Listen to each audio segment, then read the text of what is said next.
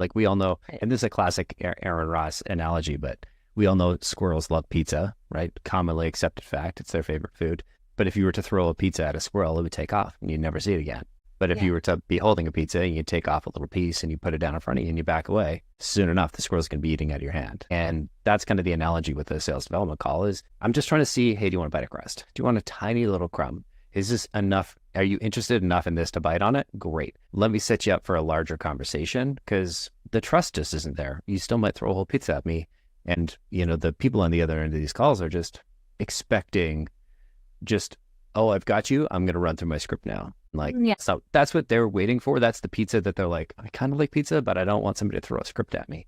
And you do that, they hang up. Of course, you don't talk at people. You have to have a conversation. And no matter who you're calling, what level they're at in the company or organization, I talk to presidents a lot of the time and C-suites.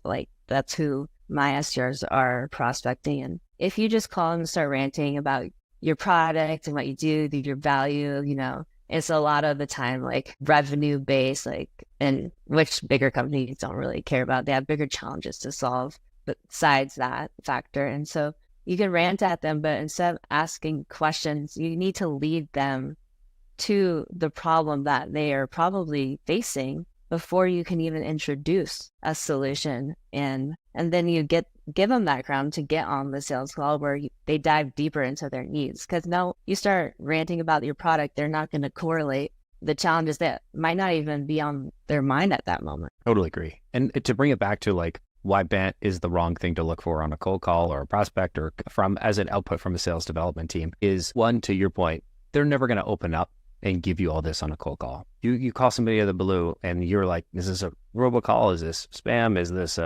somebody trying to, sell me fake Microsoft, security advice, right? Those are the kind of the things that we are competing with as sales development reps. We just got to get past that and say, hey, I've got this thing. We solved this pain, this problem. Is that interesting to you? And if it's interesting to me and they're the right person, because hopefully you called them because they're the right person, if they're willing to jump on a call, that's a great connect. Now, is that a guarantee to progress a pipeline? No, it's not. But is it a great first place to start? Is that a great conversation to have started? Absolutely. And I think one of the biggest mistakes a lot of people make in sales development, and kind of the interface between marketing and sales is if their prospect doesn't have BANT, I don't want to talk to them. What a waste of time, money, space, dollars of. If every rep I hear that from them, you basically shouldn't be here. Yeah.